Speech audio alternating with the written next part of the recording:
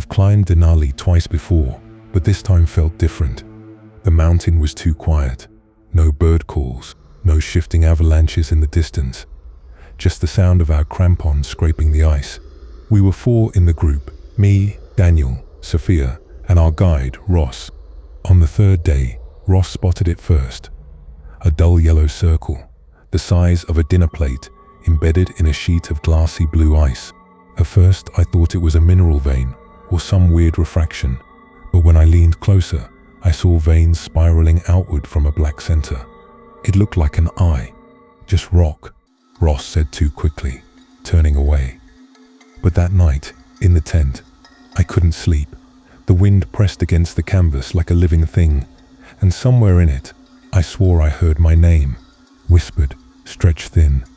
By morning, Sophia was pale.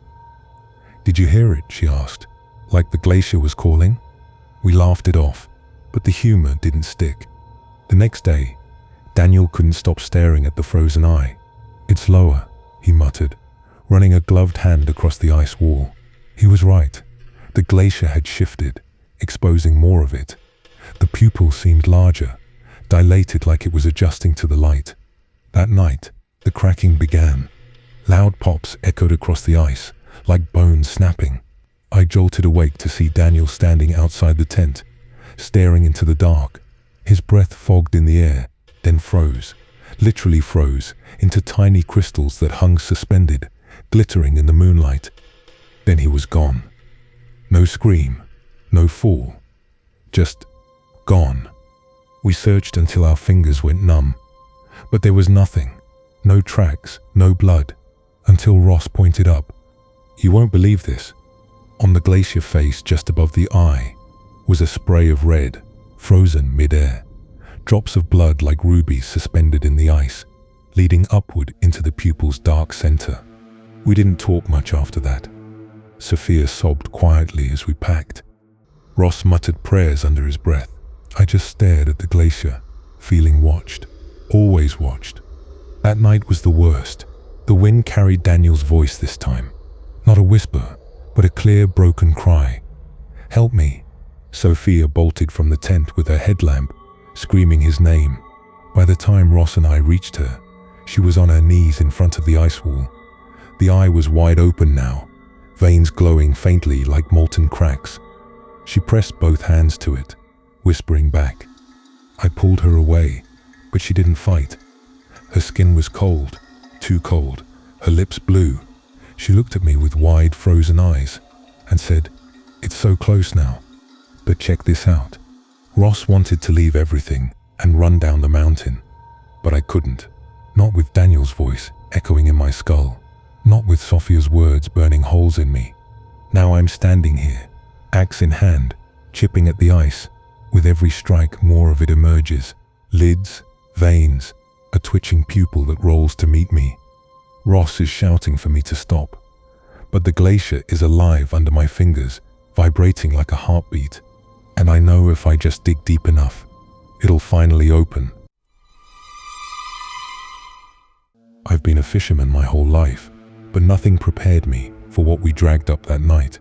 It was during the long stretch of polar night, weeks without sunrise, just endless black sea and colder air than bone can stand. The town of Kittiwake Bay survives by what we pull from the water, so when the nets went down, we prayed for cod or halibut. Instead, when the winch groaned and the net surfaced, the deck filled with bodies.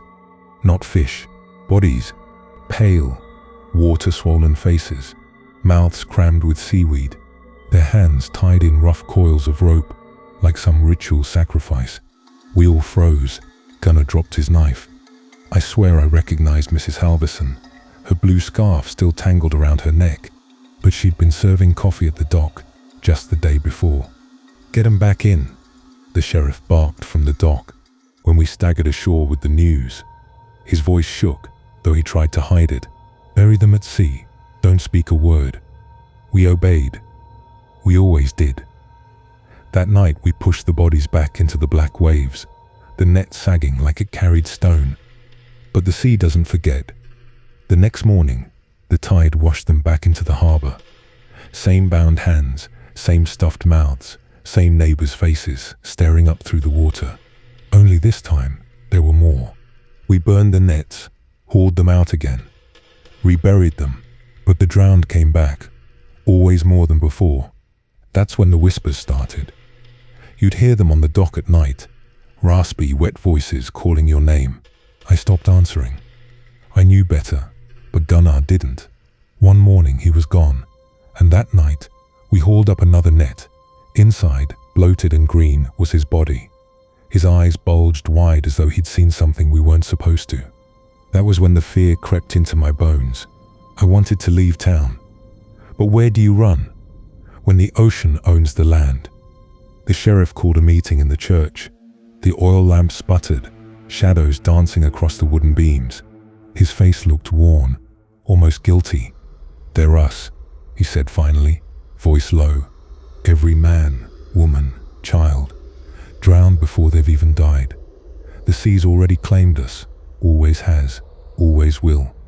No one spoke, but when I looked around, I realized every face was white as the snow outside. That night, I went back to the boat alone. I don't know why. Habit, maybe. Or maybe the sea was already whispering inside me. The water lapped against the hull, black and endless. I cast the net. Big mistake. It came back heavy. Too heavy to haul. My arms shook, frost stinging my skin. And then I saw them. Bodies spilling onto the deck. My crew, my neighbors, Gunnar again, my mother, all bound, all gagged with seaweed. And then I saw the last one. Me, waterlogged, rope-cut wrists. My own face staring back, eyes open, mouth stuffed full of kelp. The drowned version of me sat up, dripping black seawater onto the deck. It opened its mouth, and, even with the weeds choking its throat, I heard my voice, flat, calm, inevitable. "You're already at the bottom." And the tide pulled me under. I've been flying supply runs out of Nome for 6 winters now. Usually, it's lonely work, just me, the radio, and the endless white stretching below. But a week ago, something changed.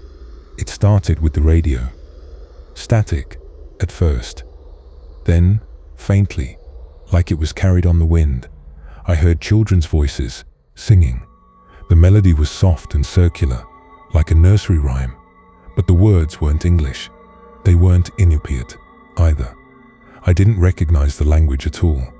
I thought maybe it was a relay bouncing from Russia, but the signal grew sharper the closer I got to Tella. When I landed, the whole village looked wrong. The runway was clear, doors left wide open to the cold, snow drifting inside kitchens where pots of soup still steamed. A mug sat on a table, half drunk. A chair toppled mid-step. But no people. Not one. I told myself it was an evacuation. Something sudden. I loaded the packages into the empty community center and left before dark. In the plane, the children's song came again. Only this time, beneath it, I heard a voice. My voice. It whispered my name. The next morning, I flew toward Wales. Same story. Houses abandoned. Radio still humming in the empty rooms. Snow had covered footprints. But something about the stillness felt wrong. As if no one had walked away at all. Pay attention to this. That night, while I sat in my cockpit parked on the tarmac, I tuned the radio again. My voice came through the static, clear as glass. "Don't fight it.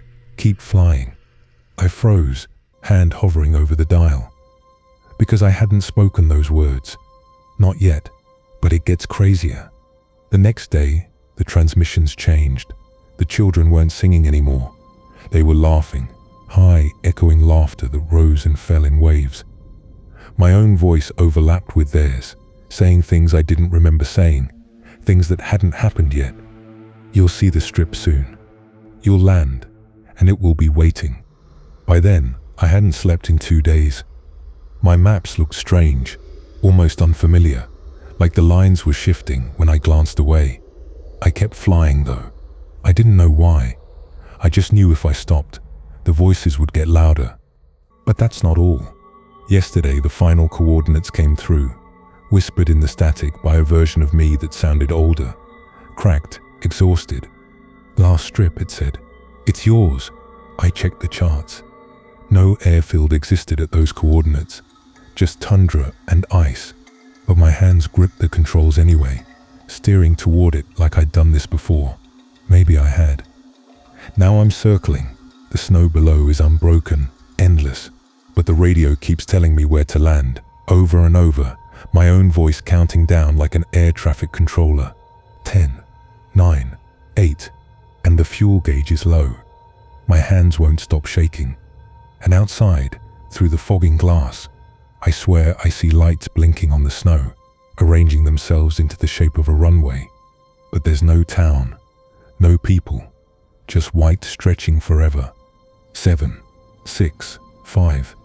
The children are singing again. I can almost make out the words now. 4, 3. I think they're welcoming me. 2. I'm going to land.